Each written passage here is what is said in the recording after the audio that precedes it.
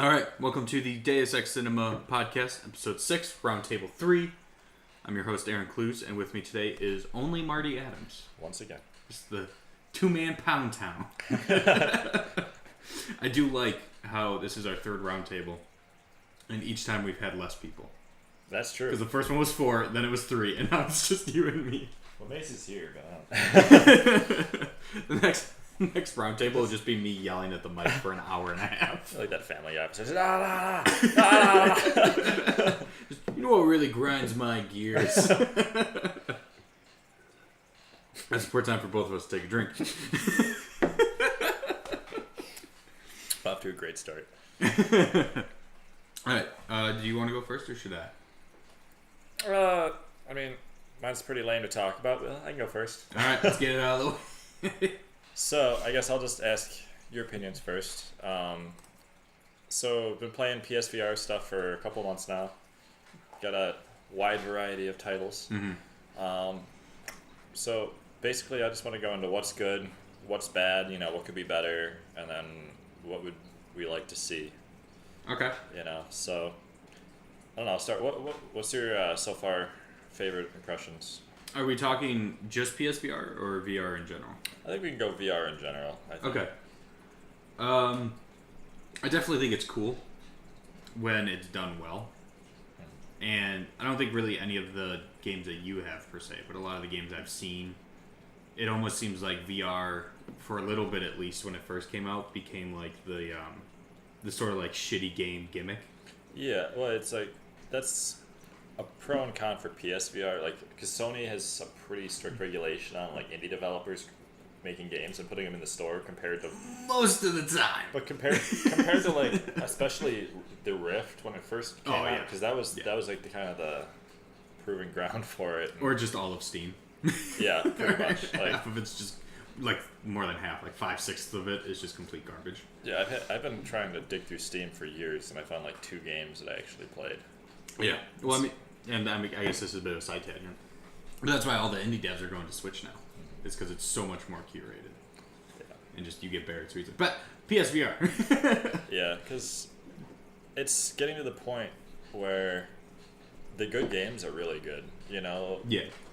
I haven't really played too much into it, but like Astrobot, Moss, Beat Saber, games like that they look really good.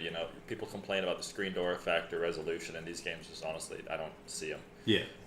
They're crystal clear. I mean, that shows that like the system is there; it can do it. Yeah. It's just the developers have to create games that kind of cater to the limitations. And people like Skyrim, for example, it's still really blurry. It's been out for ages. Yeah. And people on Reddit and stuff are saying, oh, well, it's hard for them to try and have that kind of resolution and everything. But then I look at Moss. I mean, yeah, it's a smaller scale, but I mean, it's still like a complex, 3D patterns. It's not like geometric shapes and stuff like, Beat Saber or Astrobot and, stuff like that. So, I mean, it's possible. I think it's just... Well, I think a big part of it, too, is going for a more stylized look.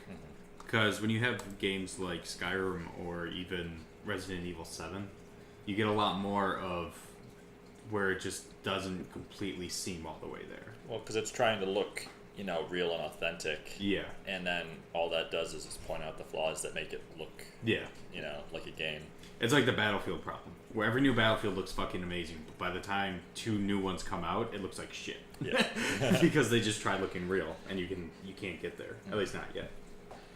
I think the other thing with VR 2 is it's good to me seeing how much more it seems that games are starting to make developers are starting to make games that really work with VR.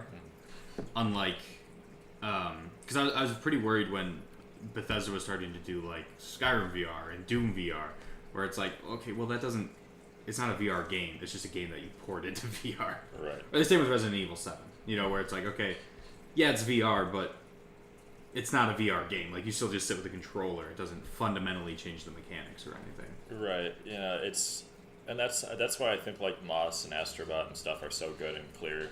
And Beat Saber, is developed for not PSVR but VR in general. Yeah. And those concepts are the best looking because they were designed for that. They're not meant for like, a high-res 4K TV. Yeah.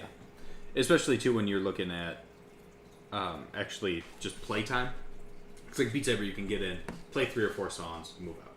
Right. But I could not sit for 5 hours and play fucking Skyrim in VR. Right. Or Resident Evil. You know? And I've played like a decent amount of Skyrim, but I mean, maybe even like just 5 or 6 hours, but I just can't do it in the same like settings that I used to. Because it's just the VR aspect of it. It's a whole level of endurance testing to play. It is kind of exhausting, like even if you're not doing anything. Yeah, definitely. But that's another thing too. Is just I think that's really nice about VR is it's forcing developers to create like innovative games. Like they're coming up with new ideas. It's not like, oh, here's a shooter. Yeah. Here's another shooter. Yeah. It's kind of allowing people to come up with creative new mechanics. Like even Moss, that's one of the like release titles almost. And yeah, it's just a platformer. Yeah. But they do it in such a good way with like where it's like a narrative, where it has an actual narrator. Yeah. Like telling a story and everything, and it kind of bridges the gap between game and then what you'd call like a VR experience. Yeah. And it's simple things like that, but or Beat Saber, you could never ever do that if it wasn't VR. Oh yeah. It'd be impossible. So I mean, it does allow a lot better just mechanics and more creativity, I think. Definitely. And there's just a level of immersion in it that's completely impossible any other way. Yeah, like there's a lot, mech games are a big popular thing. Like there's that, or like even if it's just like the Call of Duty Jackal demo or whatever. Yeah. Eve Valkyrie or what's the Battlezone? Tank. Yeah. It just feels really fucking cool to feel like you're actually sitting in like a cockpit. You can see like your tank is actually fucking huge, and that gun is like intimidating and stuff. Like, or even Super Hot, I think was a game that really benefited from that port because it's a really good game by itself. But then once you add that layer of actually grabbing things and having to actually not move your body, it's just completely different. Right. I don't think I could play like the normal like 2D version of Super Hot and enjoy it. I can just because I suck at the VR version. Then the last thing I got is just the horror stuff. There isn't a lot of true horror games really. There's like Resident Evil, Paranormal Activity, like Here They Lie maybe. Yeah. But so far just with Resident Evil, like I thought I was gonna be like, yeah, it'll be fine. I've already watched through the game, played a little bit. I can get through it. Yeah. When we got to that fucking staircase, the staircase, it doesn't look bad. It looks like scary, whatever, when it's on a computer screen or a TV screen. But like you go into VR and you look down the stairs, and I was ready for it when I opened the door because I knew what I had to do. I got to it. I opened the door and I'm like, It was really hard to will myself to do anything, and that's why I couldn't. Yeah. And especially when you look at the PC VR games that are a lot more saturated market-wise, it looks like even shitty horror games are still scary, just because you are just there, and a jump scare is 10 times scarier when it's actually right in your fucking face. Yeah, it's like you just want to swat it off your head. And there's not that level of disassociation between like, well, I'm not actually in this worn down house. All I have to do is push the stick forward and I'll go in there, it'll pop up, I'll move on. This one's like, I don't want to get spooked. I really want to try Alien. I don't know if I could do that. I really don't. Just the dread. Good God. Right. And then you wanted to talk about the negatives of it? Yeah, a lot of it's just tracking is the biggest fucking problem with it. Having one camera is kind of obnoxious, honestly. Like that's the thing that pulls me out the most, especially using the DualShock, like I was talking about the other day, how you have to keep the light pointed like at the camera. Yeah. Otherwise it just starts spazzing out and you have no idea. Yeah. The headset itself is great. Mm-hmm. It always knows where you are all the time. Like I've never had an issue with it. Sometimes it drifts a little bit, but it's fine once you like reset. But the controllers are obnoxious. Yeah. Yeah. Like, just having the big blue balls. Like it's like the least precise thing, especially like if it's a really dark room. It just oversaturates it because you can't turn down like the visual gain on the camera. Yep. Which is something that's really nice with the computer because I have that 3-point tracker. Oh yeah. And you can adjust the gain, so it'll get rid of all the background stuff and just leave the dots, and it's flawless. But well, I think that's really a problem that's more specific to PSVR too, since it is. I think it's the cheapest headset on the market. I think. Oh yeah. And even, this goes into one of my bigger problems with VR as a whole, is just the price to entry. Especially when you look at the PC ones where it's, not only do I need the $500 headset, but I also need the space. I need to drill 2 cameras into my walls, and I also need a computer that can run it. And that's the only reason I got PlayStation VR as opposed to like a Vive or a Rift. Yeah. Is because I can't afford to spend $1,000 fucking dollars on a PC just so I can run VR. Because I mean I can play everything else that I want. And like all my music recording stuff, that computer's fine. I don't want to have to get a special one just for VR. Yeah, but it's a lot easier to find a PlayStation for like $200 or less used. Oh yeah, definitely. That'll run all these VR things for sure. Yeah, because that's another thing too is compatibility.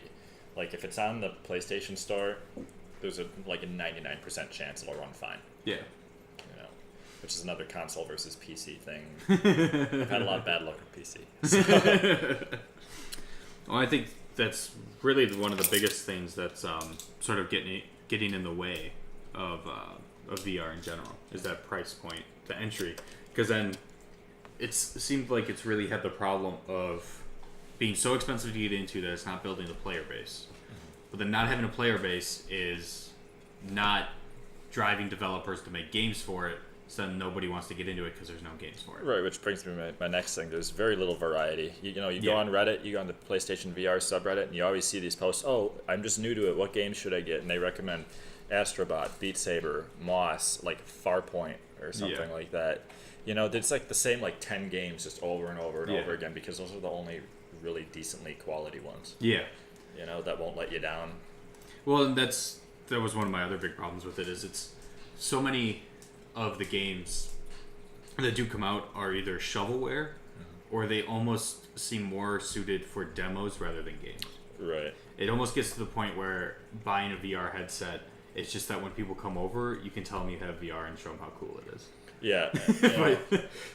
And that's the big thing. There's been very little long-term playability. Yeah. It's good for going in for half an hour and then, okay, I'm good for the day. Yeah. Which for casual gaming is really expensive. Yeah. And the variety between those good titles is pretty slim too. We have platformers, Moss, Astrobot. Those are the good ones. That's it. Yep. And then there's the open world stuff. There's Skyrim. That's it. Yep. And then there's a couple driving. There's Drive Club, which is pretty blurry, and then the off-roading one. So there's 2 driving games. Maybe if you count, is that Rush or something? There's one more that's basically a futuristic, space racing kind of thing. Yeah. Whatever. And that's and then 3 horror games. Yeah. So really there's not too much variety. Yeah. There's odd ones out like Beat Saber, but there's there's basically no sim games. There's Ultra Wings, which is an arcade airplane simulator. Yeah. And it's on PC. It's already been proven that driving simulation, flying, space, Elite Dangerous and shit. Yep. That's a really really hot market for VR. Yeah. Because it's the sense of scale is the most impressive thing about VR. Yeah. And honestly, being in a fucking spaceship or flying an airplane and actually seeing it structured around you is the coolest thing. Well, yeah, and especially when it comes to games similar to Elite Dangerous or Star Citizen or the simulator games, those are usually the most hardcore gamers a lot of the time. Right. Is those are the people that spend 250 hours flying from spaceport to spaceport to get credits to buy the Python or something. Yep. And if you're trying to get a market that really will throw hundreds of dollars at a VR headset, those are a pretty good bet. Yeah, give them the long-term content that they would need. Because right now all those hardcore people are why would I bother going PSVR? Yeah, it's cheaper, but it can't do like Elite Dangerous. Yeah. It can't do all these like, bigger, more complex, serious games. Yeah. It seems like PSVR is definitely catered more towards the younger, more casual crowd. Yeah, definitely. Especially because they teased it with like there's the X-Wing demo. Yep. And then there's the Call of Duty one. There's Eve. So the concepts are there, saying that like this would be really, really cool to be able to like do it, but no one's done it. Development is expensive, Marty. And if they just added joysticks to the Move controllers too. Oh, that'd be amazing. Because all the other ones have it. God damn, that'd be so amazing. I don't know why that's such a hard concept. And some of the other controllers, they had the sensors for your fingers too. Yeah. So I don't know. Yeah. Like the other controllers are there, and the technology's there. Yeah. But they just don't do it because they're recycling old PlayStation 3 technology. Well, and especially when it comes to games like the upcoming Borderlands 2 VR or Doom VR. And I don't know how it works in Borderlands 2. I haven't seen any gameplay. But I've watched it for Doom where they use the teleport movement. Mm-hmm. It's like, then what the fuck's the point of playing Doom? Right. Like, half of the fun of Doom is the breakneck, fast movement, speed, and like just how well everything flows together. And if you're just teleporting from place to place, it might as well just be a fucking rail shooter. Right. And people are like, oh, well, the teleport's there for your comfort so you don't get motion sick. But it's like, teleport is the most disorienting fucking thing. You don't get motion sick, but you have no idea where you are when you go. Yeah. And it's hard to, like, be in a shooter with teleport. Right. Yeah. That's pretty much a mix of the bad and then getting better. It's like, again, I have down here Skyrim's draw distance could be better, because it looks like pretty much garbage. Oh, yeah, it looks like shit. It looks like first generation Xbox. Yep. And then, they could add more Beat Saber songs. Well, those are coming, though. They're coming. They're coming. Which is why it's still worth it to get Beat Saber, I think. But yeah, I think it would be nice, too, if they made it easier for indie developers to get on there. Yeah. Because a lot of times, there's a lot of pretty shitty games on there, so, it's not like they have a really hardcore fucking screening process. Black Tiger. Yeah, but, like, it would be nice if it was just easier for the people that have these creative ideas to say, like, okay, I'm not even going to bother. Right now they're saying I'm not bothering with PSVR. I'll just go, PC. Yeah. Because then I can put it out there. I can do whatever I want. Bigger install base as well. Yeah, and I feel like Sony's kind of shooting itself in the foot with a lot of things. It's like, we can only have our games that we, we vouch for and everything. We can't have anything from any other developers. Yeah. Ever. Well, Sony has a real problem, I think, with wanting to, or at least seeming to want to try something, and then just leaving it dead in the water. Yeah. They did it with the PSP and the PSP Vita, where they wanted to tackle the handheld market, and then it got a little shaky, and they were like, fuck it. And it was good. Yeah. Yeah, but they were just really dropped. good handhelds. Like the quality was definitely there compared to like the Nintendo DS when it came out. Yeah. Right. But, and that's another thing, like, saying if we want, like, a Pokemon Battle Stadium or something, yep. That'll never happen because it's a Nintendo product. Yeah. They'll never share, titles, even if it would be the most impressive thing. Yeah. That's also largely on Nintendo, too, though, because no way Nintendo would be down for it. Well, it is, but just in general, that's just kind of the mindset that they have, where it's like, if it's not like an original Sony idea, I don't want to have anything to do with it. I just got the most amazing fucking idea ever, though. What's that? Make a Pokemon Battle Stadium for Switch. Mm-hmm. You can play totally normal, like normal Pokemon Battle Stadium. Or you could pay $20 more and get the Nintendo Labo version. Oh. That is nothing other than a mask to put it in VR mode. Nintendo so do VR. You can just do, because they did it already for the giant robot one. Oh yeah. You have the screen in the mask, and then you control it with the suit. So I could totally do that. Like use the same strings for like Pokeball throwing, and it could just completely be a VR Pokemon onslaught. Because you could just use the normal like little the Joy-Con. The Joy-Cons. Yeah. That's all you need. Because all you have to do is the rough movement, and that'll trigger like the throwing and stuff, and the rest of it. All you need is like you could play one-handed. The original Battle Stadium. Yeah. Honestly, I'm almost amazed that Nintendo hasn't started leaning in towards VR a little bit. Because the Switch Joy-Cons are already perfect for controllers, because they have a lot of motion sensor, they have the great vibration feedback, and they completely fucking take apart from the damn thing. The screen's light, but has pretty good resolution. I mean, sure, it doesn't have 2 screens going, but all your games are cheap and cartoony looking. Not cheap, but very cartoony looking, anyways. Just fucking do it. Just sell like what was it Google Cardboard? Yeah. That they just sell that for like $10, but Switch, and then fucking put out Pokemon Stadium VR. Well, especially I feel like they're losing their edge with like Pokemon releases and everything because they've kept it going for so fucking long. Oh yeah. And it was the big news with the new Let's Go Eevee and Pikachu and stuff like that. And they're like, that's gonna be the next thing, but all they did was just try and turn it into a bridge between that and Pokemon Go. Yep. And Pokemon Go was cool for summer. Yeah. And then people realized that it was not satisfying at all to play after a while. But hey, Marty, they're finally getting player versus player battles. But still, in 3 months. It's just it seems like they're trying so hard to either push out brand new Pokemon, 100,000 of them now, where no one cares anymore because you can't keep track of them all. Yep. And so it's like alienating their original fans, which are getting older, which I think is an untapped market that they're ignoring. Because I think nostalgia is going to be a big market factor. Yeah, definitely. Which is why I bought Pokemon cards. But I feel like it's just so many wasted opportunities because they're trying to focus on kids now, but by also adapting to modern marketing strategies. Yeah. And kids just don't care for it like they did in the 90s. I mean, that's just the truth of it. Yeah. Well, and a lot of the appeal to it now, to people our age and everything, is the more hardcore aspects where you have the TMs and the hidden attributes and getting the perfect breeding and all that shit that I don't understand. Yeah. And I think it would be a lot better for them if they really leaned into that and changed up the gameplay at least a little bit because it's so fucking tedious. Well, yeah, I mean, which is why I liked Battle Stadium because it made the battles, which are actually the worst part of the normal games, fun. Yeah, because you could do whatever you want, and it didn't matter. Well, because I like the whole rental Pokemon thing. Yeah. It's all right, I don't need to play for 40 minutes to try and find this fucking Pokemon. Or what about microtransactions? Ooh, there we go. You get your starter, but every time you want to get a new Pokemon, $3.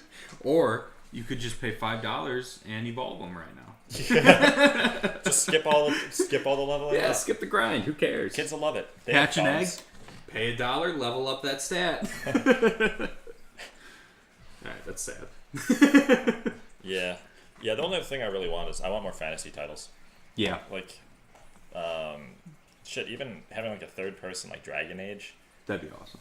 In VR would be sweet. Oh yeah. Even if it's you just following them around, controlling them. Yeah. Just being in the environment is awesome. And that'd be really great with Dragon Age 2 because they have that whole mechanic where you can pause it and then move around to look tactically. So that'd be awesome to do in VR. Yeah. And I think really what I would want for the future of VR is it to focus on 2 main markets. One being very refined, creative, original indies. Like Moss, sort of, or Bastion, where it's just a cool idea with a good story that is maybe 10 hours long. And it was made with the labor of love, not for money, Yeah. And I think it needs that, and then I think that it needs at least a couple titles that are really long-lasting that can build a fan base. Yeah. Like if VR had a CSGO or a Halo or an Overwatch where, people could just sink so many hours into it in VR. Yeah. In a multiplayer setting, I think that'd be huge for it. But aiming in VR fucking sucks, so I don't know how they're gonna do that. Well, that's the thing. Aiming in PlayStation VR sucks. It's still a little janky and the other stuff, but it's much more doable because it has more accurate tracking. Each controller has the multiple points. Yeah. It's not just the ball, because sometimes the thing will be backwards like this. Yeah. Rotated 180 degrees, so it looks like I'm holding it and it's I have to sit there and fuck with it for 5 minutes just for it to get to recognize where it is, because when it's a single point tracking, it has no idea where the orientation is aside from the variometers inside the controllers, and if those are stuck in a weird position, you're boned. Yep. Also, I want a Sims.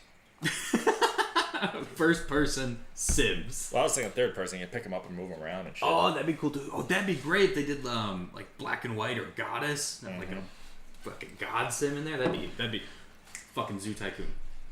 I want a Zoo Tycoon VR. You could go in, you could pet the animals and shit. Oh, that'd be so good. Just pick up and move the attractions around. Or like Thrillville would be good. Mm-hmm. So you could actually ride the roller coasters that you build. Yeah, it just God damn it. Okay, I'm showing my fucking age bringing up Thrillville instead of like Planet Coaster or something. I was gonna say, is that that's the newest one, right? Like Planet Coaster. Planet Coasters, yeah. I was gonna say because I would like Planet Coaster in there. Yeah. Wait, and that one's made by Frontier, so I could actually see that happening. Do it. Alright, so that's grasping at straws, but yeah, that's kind of all I got. That's what we should have named our podcast, Grasping Grasping at Straws. straws. Oh, that's not mine. Why'd she just give this to me and then? Yeah, it's yours now. Okay. She gave up her claim on it. Her stake. Oh, I'm here and there just crack another one, and this one's like 3/4 full. Dude, when I was cleaning up the kitchen today from the party last night, there was probably 2 full beer cans worth of just like partially full beer. From who? I don't know. Let's say like God knows I drank all of them. I know. I was like, you and I were the main 2 drinking. And then I started to get better. Then Saray's like, Jello shot? I'm like, yeah. Hi, how you feeling? I'm good. We're talking about your Jello shots that you tricked me into drinking. Jello shot. They were You joining the podcast late? No. Ordering my family's Christmas gifts. You should pull out the blender. I really need to vacuum the room next time you're sleeping.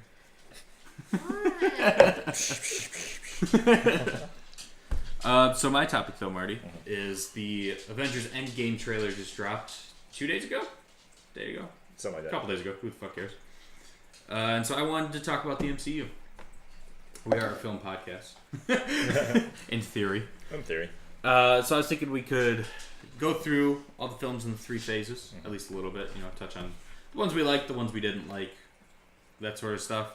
Maybe talk about how it worked, how it's working, and then talk about the upcoming movies. Yes. So to start off, I guess we can just start going through the 3 phases. So phase 1. Holy fuck, this started in 2008. Gross. That was a dark year for a lot of things. Like what? Like the fucking economic downturn in the beginning of Marvel. Well, this current series of Marvel. Alright, well, so starting in 2008, we had Iron Man and the Incredible Hulk. What the yeah. Personal favorite of mine. And then 2010, we had Iron Man 2. 2011, we had Thor. 2011, we also had Captain America: The First Avenger. And then right away in 2012, we got Marvel's The Avengers. I would say I liked one of those movies. out of those 6. Yeah, I mean, that's the problem. I've been jumping, like, when they first came out for the last fucking 10 years, I've been just jumping around. Like, I think I saw Iron Man long after it came out. We're good, just Pete. I was all over the place with this, the first series here, the first phase or whatever. Yeah. I watched like 10 minutes of Captain America. I think I caught like the second half of Thor when it came out, and I've seen Iron Man a couple times. Yeah, I think I saw Iron Man when it first came out and enjoyed it. I saw The Incredible Hulk, thought it was really boring. Yeah, the Hulk is not my favorite guy. Yeah, he can't carry a movie, is the thing. Especially because he has the problem almost similar to the Fantastic Four, where their entire character's conflict is that they want to get rid of their superpowers. Yeah. But then you don't have a fucking movie. Yeah, and so the character has nothing to them. The arc is always the same. It's like they do it and then they get rid of it and they're like, oh, now I need it. Yeah, and now I understand it and I appreciate it, and it's just boring as fuck. Yeah. I think one thing though that's really interesting, just looking back at Phase 1 in particular, is just how simple it is. You have 4 different characters, and then just a group movie. And all those characters are pretty tame. I forgot what happened in the first Avengers. The Loki attack? Yeah, those aliens. Dude, it's been so long. I just remember when I saw the first Avengers, I watched it in a film class in high school. And before the movie started, I wrote down everything I thought was going to happen on a Post-it note, and all 5 of the things happened. Sounds about right. And I was like, well, this movie's really fucking predictable. Yeah, well, the thing is like, I like Iron Man, but the first ones are like all like my least favorite heroes. Yeah. You know, aside from like the random ones like fucking what's her face with the gun, Black Widow. Black Widow. Well, especially because I think they were really playing it safe and sort of figuring out how it was going to sit with audiences. Because if you started out, you know, the third movie's Doctor Strange. It's been like, what the fuck is this? Yeah, they want to go with something that's familiar and like, oh look, superhero movies, yay. Yeah, I do think it's interesting though to start with Iron Man. Yeah, I think that might have been a Robert Downey Jr. decision. Probably because he's the best part of it. Right, you know, and like I feel like he had the humor in there enough to really make it like a tangible introduction. Yeah, definitely. So in Phase 2, in 2013, we got Iron Man 3 and Thor the Dark World. Easily the worst one of all of them. And then in 2014, we got Captain America the Winter Soldier and Guardians of the Galaxy. And then in 2015, we got Avengers Age of Ultron and Ant-Man. Mm-hmm. I would say I only like Guardians of the Galaxy out of all of those. Yeah, I loved Guardians of the Galaxy. That was like the first one that I actually really saw. Yeah. Like, once I started to get into it, it was around 2014. Yeah. And I actually just saw Ant-Man like recently. I saw the second one first. That doesn't matter. You can context it's the same movie. I want to say I liked Ant-Man better than like Thor and Captain America and shit. Not because of like how good of a movie it is, just because it's like a little lighter. Yeah. You know, I'm really not a Captain America fan at all. Yeah. I know a lot of people say that The Winter Soldier is the best movie, and I just don't see it. It's just so boring and bland. Yeah, gray. Yeah, right. You know, and I think I would like Thor more if he wasn't there to solely be like the heartthrob character. Yeah. You know, like yeah, that's all he is. He definitely I think it's changed a little bit with Ragnarok. Yeah, well, he became so funny. Well, yeah, that's the thing. You know. But I think really the big takeaway that I'm seeing from Phase 2 is, and I think Phase 2 is probably the worst chunk of it, because it's almost just a repeat of Phase 1. Like, except for Ant-Man and Guardians of the Galaxy, it's all just the same shit again, but slightly worse. Yeah. And unless you're Thor the Dark World, then it's much worse. Because that movie was hot trash. That didn't make any sense. Right, and I guess I didn't really realize how quickly they burned through the Iron Man plot and then just storm along with all the Avengers. Yep. For like 5 years. You know, because I like the Iron Man shit. Yeah. So. And then we have Phase 3. So in 2016, we got Captain America Civil War and Doctor Strange. 2017, we got Guardians of the Galaxy 2, Spider-Man Homecoming, and Thor Ragnarok. And then this year, 2018, we got Black Panther, Infinity War, and Ant-Man and the Wasp. These are probably my favorite movies. I think maybe because it's more recently that I watched them. You know, I'm older. But Civil War was garbage. I hated it. It's so...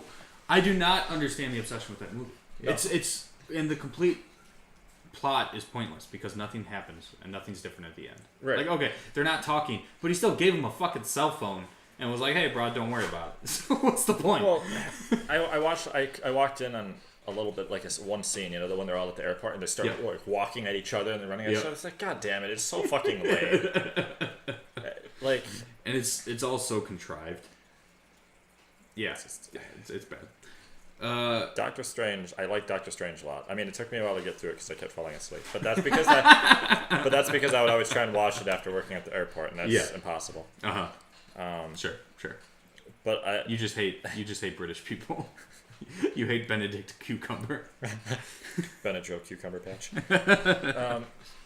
No, I like Doctor Strange a lot actually because it kind of was different. It wasn't like, oh, look at this super attractive buff guy kicking ass and taking names. And it was so nice to finally have a movie in the MCU that didn't end with just people punching each other. Yeah, I mean that's the thing. Like he was always like that stuff. Like even in like the latest Avengers movie and stuff, I like how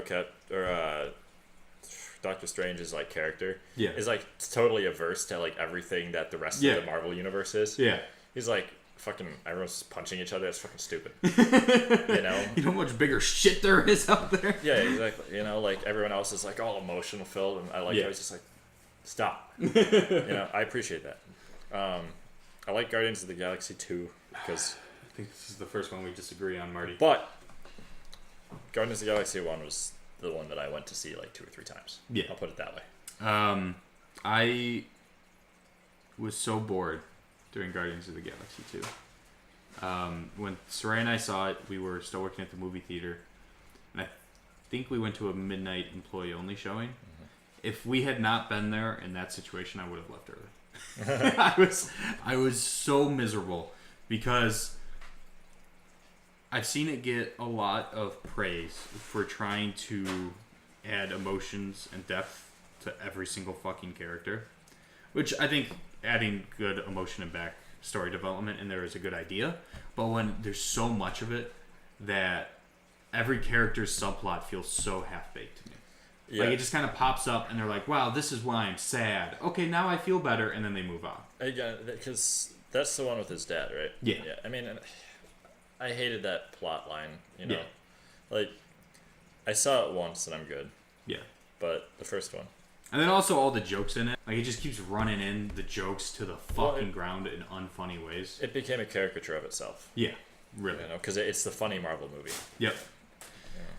And especially, before we move on, that one is the worst fucking one for the ending being 2 dudes punching each other. Because you have a planet, a literal planet, and a dude that suddenly became a Super Saiyan just punching each other to shit. And you have no idea what the fuck any of it is doing. Yeah. Like, how do you punch a planet to death? Yeah. What's happening? Nothing. It's just visual garbage. But then you have Spider-Man Homecoming.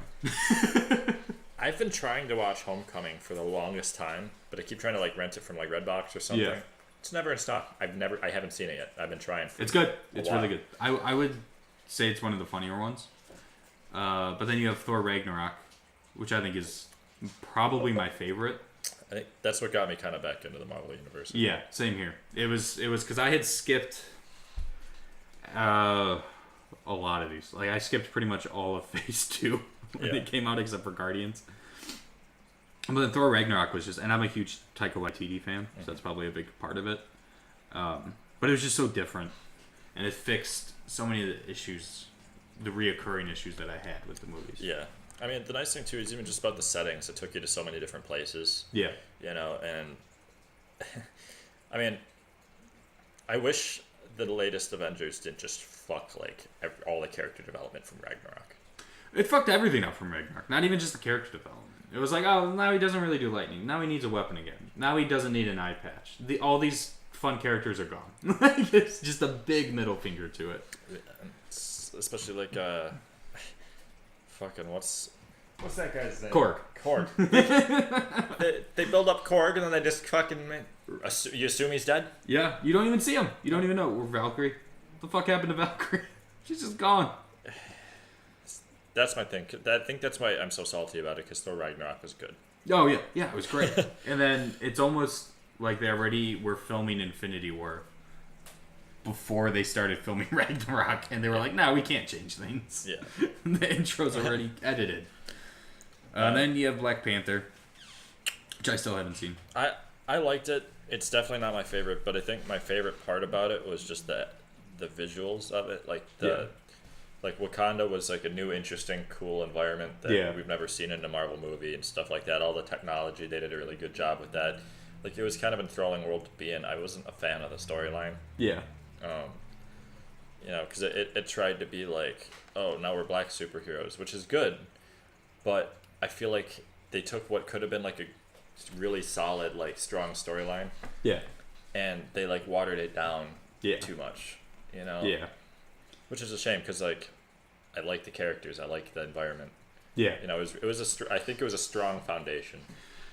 But hey, it's gonna get a Golden Globe for best drama. And that's the thing. I wouldn't call it a drama, though. If anybody would categorize Marvel movies as a genre, it would be dramas. Well, especially this, because I haven't really seen it, but it's basically just the rightful king, Yep. Gets deposed. Yep. And then Michael B. Jordan. And then Michael B. Jordan is Joe bad guy. I'm gonna try and spread my influence and our influence to the rest of the world. Yeah. And open up Wakanda. And then the conflict is that he tries to just get his throne back. But they're like... So it's The Lion King, but a superhero movie. Exactly. And then we have Infinity War. Which I liked. And I would say is kind of the crown of all of this, in a way. I mean, Endgame hasn't come out yet, but you have... I think, to me, Infinity War working as well as it did, since there's never been anything even close to the scope of the MCU. Infinity War working as well as it did was like, they can do this. Like, this is where it all paid off, and it actually all came together. Right. I mean, like, so many years in the making, fucking like 10 years. Yeah. Trying to bring the characters up to the development process or development point, Yeah. where it'll make sense in the context of their final capstone. And be satisfying. And it was. The only real hesitation that I have with Infinity War and now Endgame, I mean, don't get me wrong, Infinity War has a lot of fucking problems. But the only big problem that I think that I see with the MCU as a whole is where the fuck do they go now? You already blew your load. Well, yeah, and like what happens after? Okay, this movie happens. They take care of the Thanos problem, however they want to do it. Yeah. What are they gonna do after? Who's the next bad guy? Yeah. How can you top Yeah. the guy that just deleted half of existence? Right. Unless you just get really, really crazy cosmic shit. Well, especially because they just introduced Captain Marvel like now. Yeah. I mean, like they're gonna. My prediction is they're gonna introduce her in the next one. But is this it was that the Captain Marvel movie and then Avengers Endgame? Is that all the plot they're giving Captain Marvel? Yeah. Yeah. When all the others had like 10 years of development. Yeah. They're just like, oh, by the way, there's also this other person. Yeah. I don't know. I think at least what I would probably try for, and I mean, I'm not the one who came up with this shit, so maybe I'm completely wrong. But I would think that you would have to go very personal. Almost like a Thor Ragnarok or Spider-Man Homecoming. Yeah. Where after this, you kind of break off and do very insular stories about characters and very small stakes to have the payoffs be in something other than just defeating a big guy. Because that's really the problem. One of the problems that DC has is every single movie is some fucking giant beam shooting into the sky. It's the end of the world every single time. Every single time. It's like, I just can't get invested. It just doesn't matter after a while. And then if they wanted, they could start building up again. And I think to a crazier place. I would appreciate that in movies too. Like if they weren't like the problems weren't honestly that they weren't problems for anyone more than the immediate characters. Yeah, I mean that's one of the things I love so much about Spider-Man: Homecoming is it's just Spider-Man trying to stop arms dealers. Like who cares? I mean, he even talks to Iron Man in it multiple times. Iron Man's like, dude, I got bigger fucking things to take care of. Like, shut up. Yeah. This isn't that big of an issue. And then we had Ant-Man and the Wasp. Again, the Ant-Man is like the one you casually watch just for like some like entertainment value, but not really. Yeah. Don't care about the big picture. I know they're coming back though. For me, I think Ant-Man, like most of these movies are at least fine, like at least a solid okay 5 out of 10. Yeah. Ant-Man is one of the few, along with Thor: Dark World, that I say are actually bad. For me, Ant-Man and the Wasp, that is. Yeah, because the first one, it was a fun new character. Yeah. They could make the jokes and all that stuff. Yeah. The second one, I feel like the only reason Ant-Man and the Wasp exist is for the lead up into Endgame. Yeah. But it doesn't even do that well. Right. Because so much of it, like so many of the jokes don't land. The story's just fucking boring. Well, especially because the only point that matters, about like what happened during the snap, Yeah. happened like halfway through the credits. Yeah. It was just their bonus scene. Yeah. And then I really wish that they had kept Edgar Wright, the first one, because the only thing for me that could make Ant-Man work is being really interesting and original with the action, which there's a little bit in the first one with like the train set, And then you get to the second one, and it's just the same shit over and over. It's like, all right, I get it. He's tiny. Okay, I get it. Now he's big. Yeah. 'Cause now, oh my god, there's Salt Shaker's big. Yeah, it's not like he's developing the newness of his Yeah. powers. Yeah. Or even the stuff's not that creative. Like, oh, a tiny car drove over a big car and then got big and sent it into the air. And it's like, who the fuck cares? Yeah. So I guess that's all of them now. And then we should probably look at the upcoming movies. So next on March 8th, 2019, we have Captain Marvel. And Spider-Man. We're getting there. We have Captain Marvel next. I don't really give a shit about it. Not at all. See, that's the thing. Again, for me, it's too late in the game. Yeah. And I get too much of a Superman vibe from like Captain Marvel. Yeah, that's kind of what I thought looking at it was with the really CG looking suit. And then the laser eyes. And like her flying into space and stuff. It felt like I was watching the Aquaman trailer. I was like, this is gonna get so big and just be fucking noise, and I don't give a shit about it. You know, because all the other guys, their powers kind of came from more grounded places. Yeah. You know, Thor being like honestly the most like mythical, magical one, but that's because he comes from like the background of a Norse god. Yeah. You know, his powers and backstory was already developed. Yeah. In like real lore. Well, and even then, they still grounded it with, him being sent to Earth, and at least putting it in a fish out of water story. But and also with Captain Marvel, it's like you watch the trailers, and every single shot of Brie Larson, she just looks completely uninterested. Yeah, she just looks so fucking bored with it. And I'm really hoping that's just a product of whoever designed the trailer. Yeah, I mean, I guess it can't be worse than Thor Dark World, but at least I would hope not. Who knows? Maybe it'll be the next Suicide Squad. Yeah. Which is bafflingly bad. I don't really dig the 90s theme that they're going for. Like she's wearing like a 9-inch nail shirt, and it's like, who cares? Yeah. Like, why are you leaning into it so much? And especially it just adds and I know they'll answer it, but it's just such a weird question of where the fuck has she been? Right. Why are we going back to the 90s now for what the solution is going to be to Thanos? Right, and that's the thing. Like, I just don't want her to be part of the Avengers story, honestly. Yeah. Because it's too late. Like, we're attached to the original characters. Yeah. Where was she in the first Avengers? The last one here. Yeah. Like, Infinity War. Where was she in Infinity War? And that's like... Or even Age of Ultron, where there's an army of robots. Or regular Avengers, where there's fucking aliens coming from the sky. And that should be all her shit. She's a fucking alien. Yeah. And, like, I don't know. I like the fact that, we have, like, Iron Man. He has this technology. Like, Captain America came from technology. Yep. All the Wakanda stuff, technology.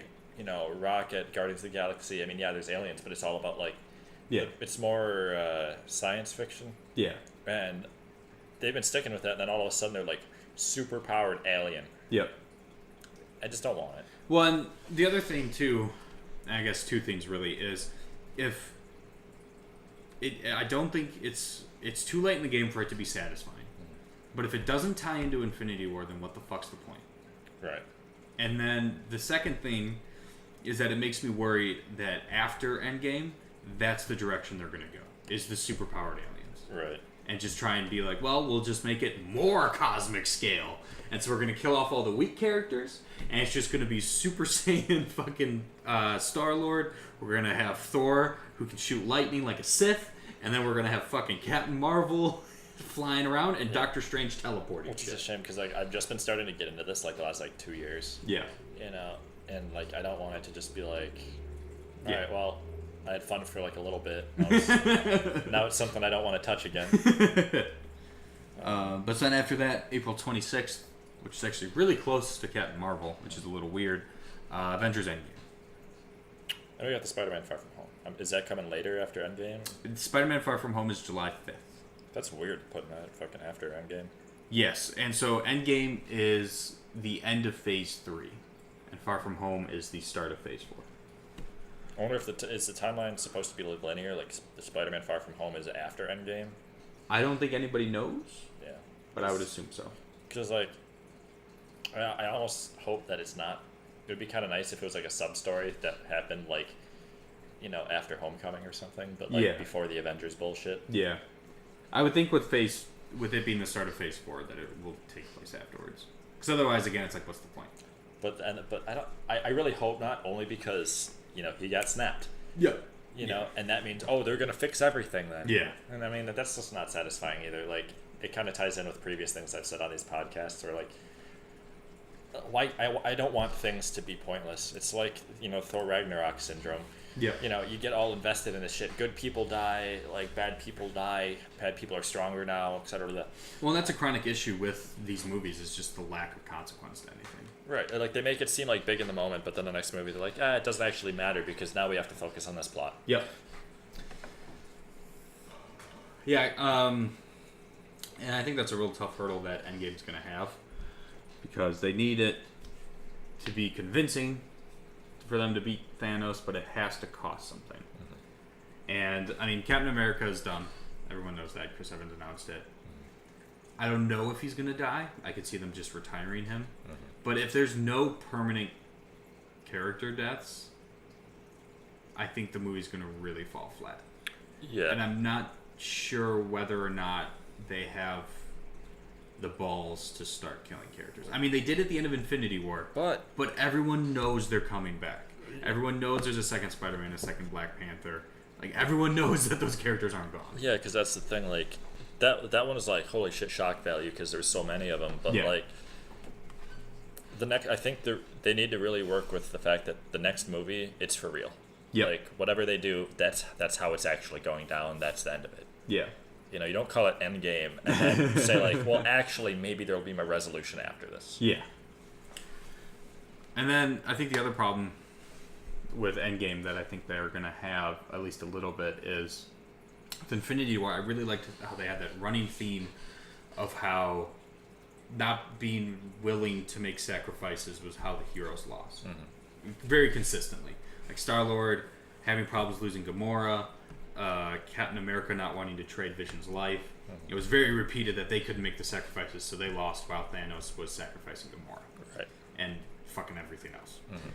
And I'm very worried about how they're either going to try and carry that theme through to some sort of conclusion, but I feel like it's more likely that they're just going to drop it. Yeah.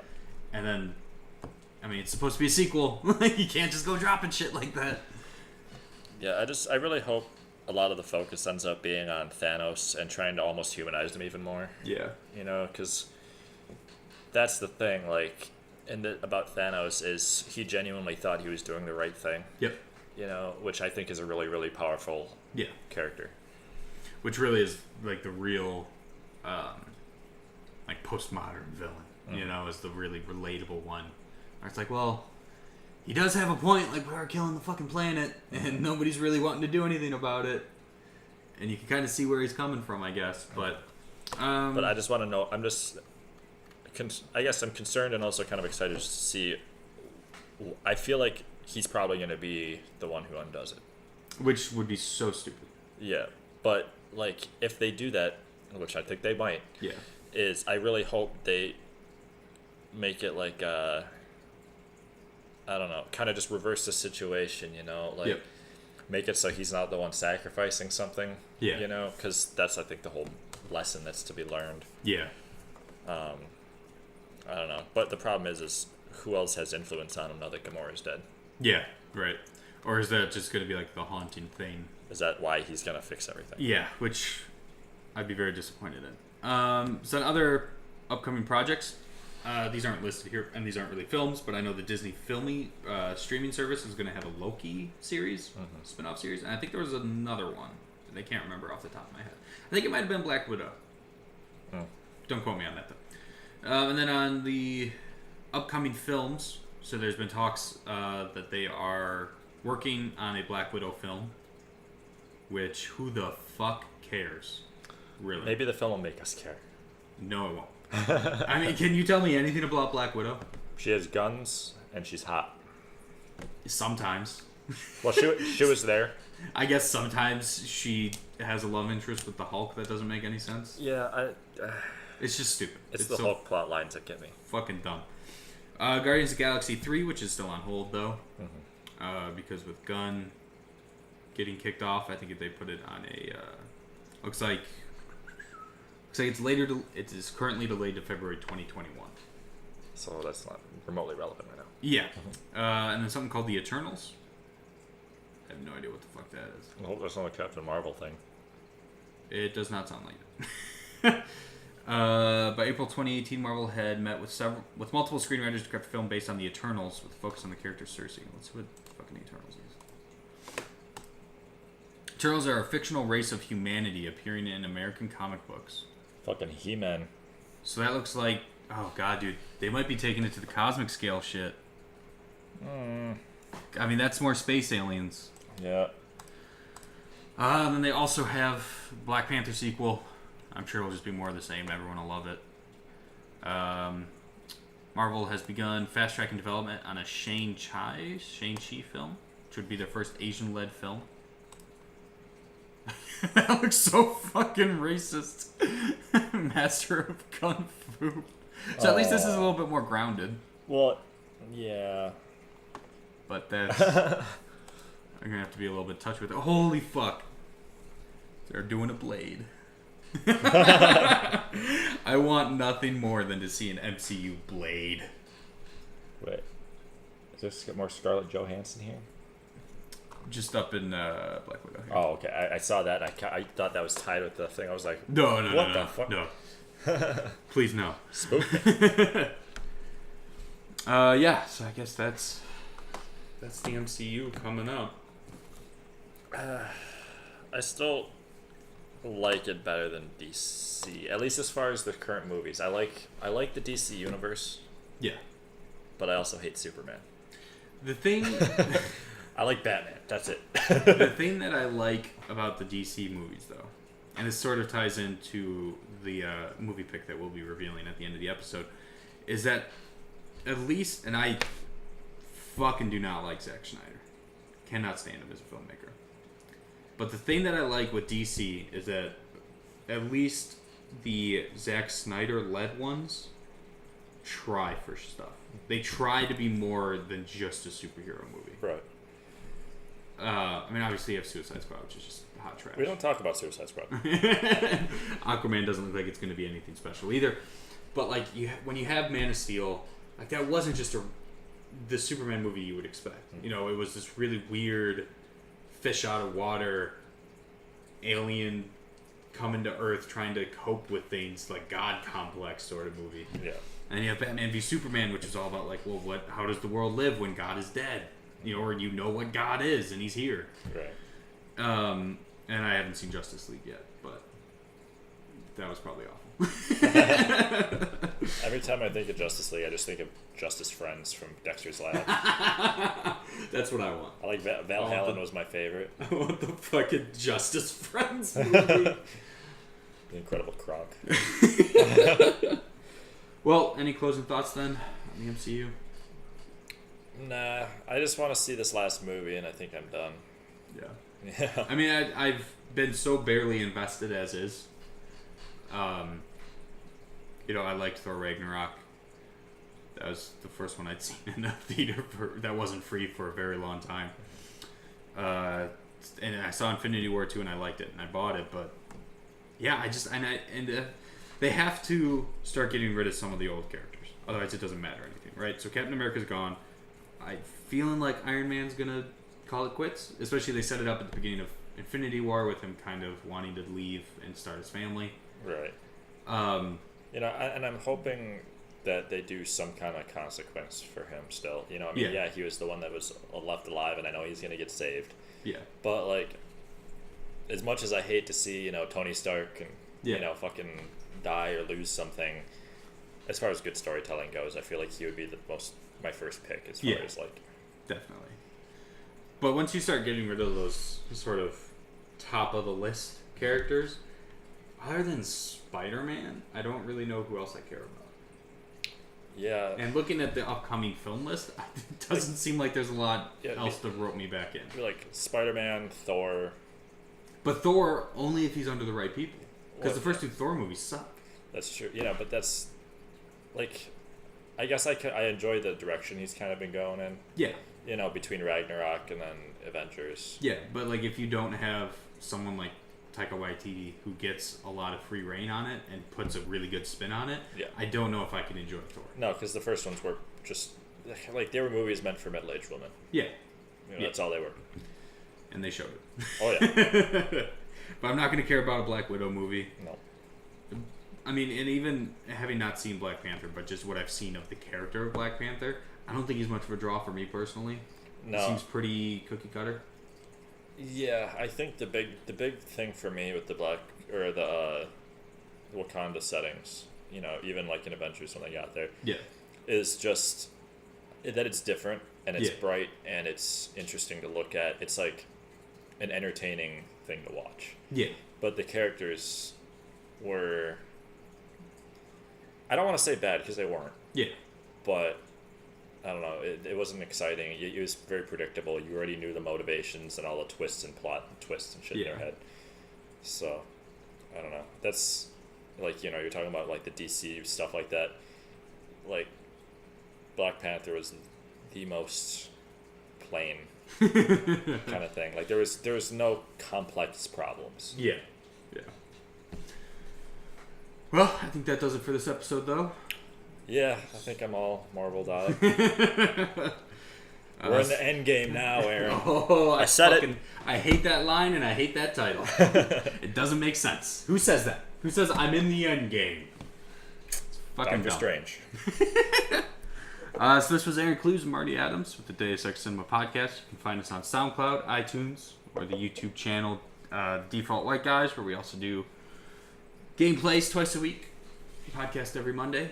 Thanks for listening, and we'll see you next week. Oh, the film for next week. I almost completely forgot. So our last rotation was sci-fi movies, and this one is superhero movies. So good, we just talked about MCU. And we're going to be watching Batman v Superman. Yay. It's time to watch a bad movie. I was just like, I hate Superman. Let's watch Superman. But it's my choice, so I'm subjecting you to it. Okay. And we'll see you next week for our review of Batman v Superman. And don't forget to subscribe to my nude Snapchat channel.